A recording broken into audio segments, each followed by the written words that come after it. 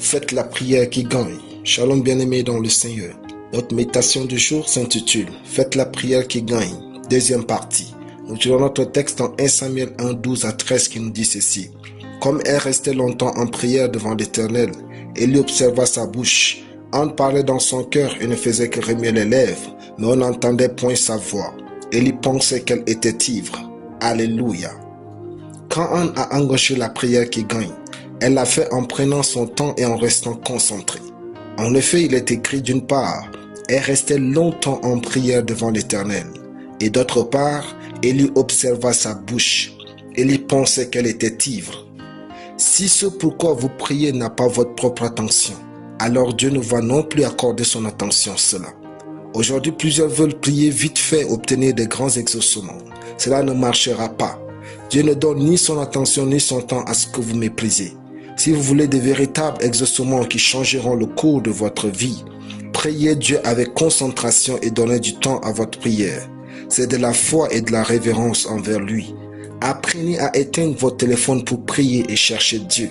Apprenez à vous isoler pour prier. Si quelqu'un vous dit que vous n'avez pas besoin de beaucoup prier, sachez qu'il n'a pas encore rencontré une situation difficile dans sa vie. Priez jusqu'à ce que le ciel ne reste pas indifférent à votre sujet. En priant de tout votre cœur, cherchez à gagner l'attention, la volonté et le cœur de Dieu.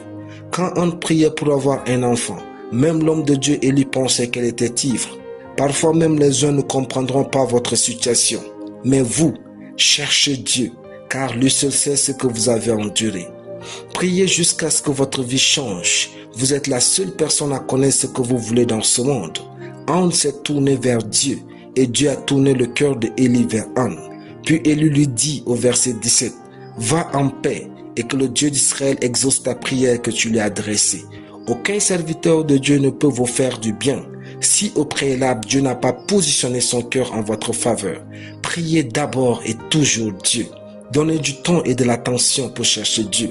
Quand vous le trouverez, alors vous serez comblés. La prière qui gagne exige votre temps et votre attention. Alléluia. Prions.